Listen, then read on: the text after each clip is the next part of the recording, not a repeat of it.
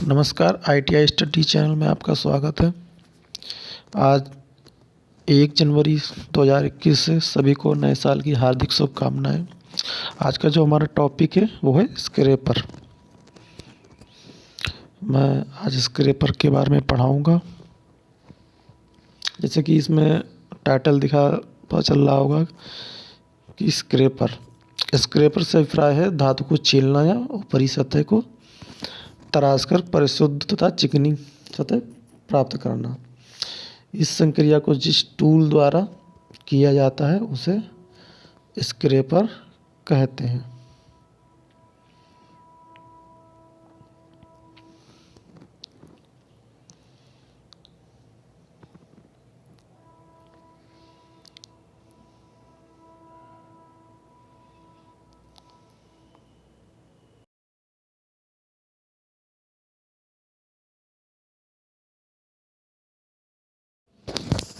इसके बाद है स्क्रैपर के टाइप्स। पहला है फ्लैट स्क्रैपर, जो समतल सतह के लिए यूज होता है, जैसे कि आप डायग्राम में देख सकते हैं। दूसरा है हुक स्क्रैपर, ये बड़ी समतल सतह पर स्ट्रोक को खींचते हुए मध्य भाग की स्क्रैपिंग में उपयोगी है तथा इसे प्राय निम्न फिनिशिंग कार्य में उपयोग किया जाता है।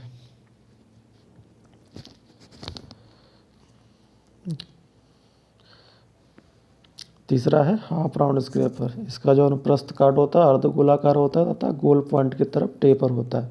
इसके नीचे की सतह वक्राकार होती तथा मध्य भाग खोखला होता है, जिसका यूज ज़्यादातर बेयरिंग सतह में स्क्रैपिंग के लिए यूज होता है, क्योंकि जो बेयरिंग की सतह होती है कर्व में होती है। इसका जो कटिंग एंगल होता है 45 से 65 के मध्य होता है।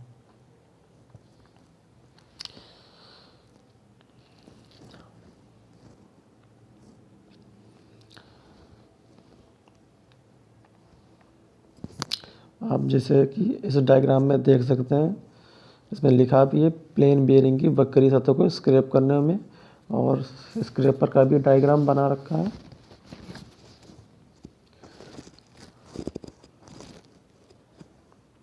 इसके बाद है तुम्हारा त्रिभुजाकार स्क्रैपर।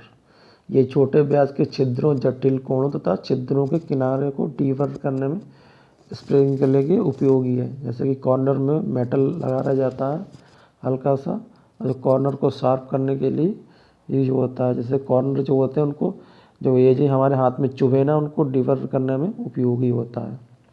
तो उसके बाद माना है बुल नोज स्क्रैपर। इसमें समतल वृत्ताकार डिस्क आकार वाला कटिंग एज होता है, जिसके वृत्त ये लगभग 2/3 भाग में कटिंग एज होता है। जो एक आगे की तरफ डिस्क में होगा, जिसमें 2/3 भाग में डिस्क होगा। इससे बड़ी बेयरिंग सतहों में उपयोगी होता है उनके अनुदैर्ध्य तरंग में।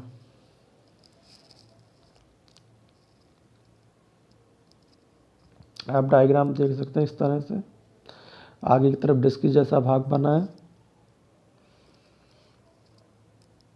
इसके बाद तुम्हारा ऐसा स्क्रैपर 3 स्क्वायर, ये छोटे व्यास को स्क्रैप करने तथा छिद्र के किनारों को डीवर्क करने में उपयोगी है। इसका अनुप्रस्थ काट त्रिभुजाकार होता है। इसके कटिंग किनारों की संख्या अधिक होती तथा कटिंग किनारों के मध्य खोखला भाग सरलता से पुनर्धार को लगाने में मदद करता है। दोनों में डिफरेंस यही है कि इसके मध्य में खोखला होता है, जो कि ट्रायंगुलर में नहीं होता है।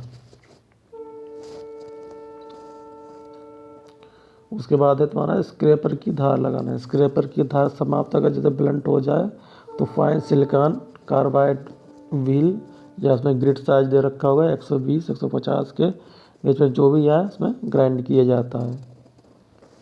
और एक कॉनकेव होता है। कॉनकेव और कॉन्सेप्ट तो समझते ही होंगे आप लोग।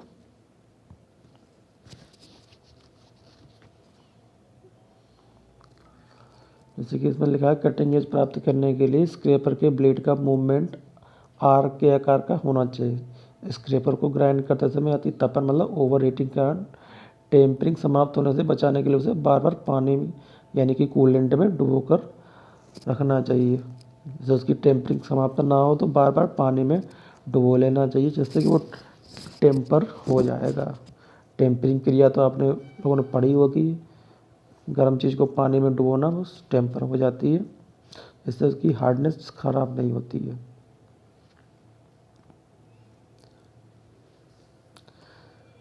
फिर दे रखा है ग्राइंड करने के पश्चात कटिंग एज को ऑयल स्टोन के द्वारा धीरे धीरे रगड़कर स्मूथ कर लेना चाहिए।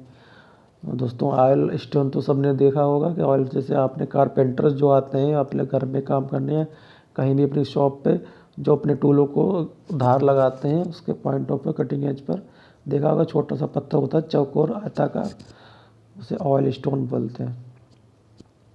अगर स्क्रैपर की धार जो समाप्त हो जाती है तो उसमें इसका भी यूज किया जाता है। जैसे कि डायग्राम में देख सकते हैं, इसमें नीचे डायग्राम दे रखा है, ये देखिए ऑयल स्टोन का डायग्राम दे रखा है, आयताकार बना हुआ है।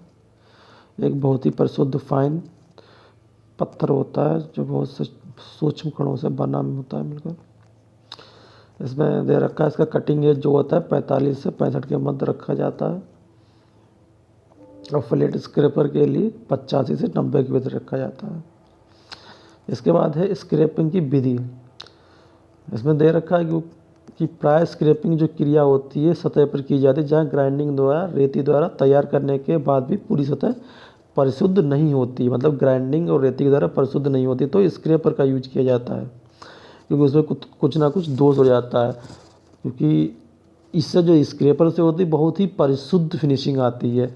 स्क्रैपर का जब भी यूज किया जाता है ग्राइंडिंग और रेती का यूज करने के बाद किया जाता है, उससे ज़्यादा परिशुद्ध चीज़ें बहुत ज़्यादा बनती हैं, बहुत ज़्यादा स्मूथ चिकनी बन जाती हैं।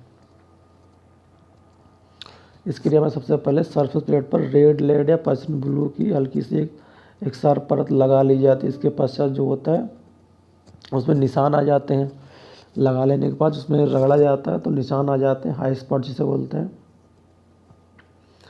और जिन जहाँ पे निशान होते हैं वही ऊंचा स्थान होता है, वहीं पे हमें फिनिशिंग करने की आवश्यकता होती है, तो हम उन्हीं स्थानों पे फिनिशिंग कर लेते हैं।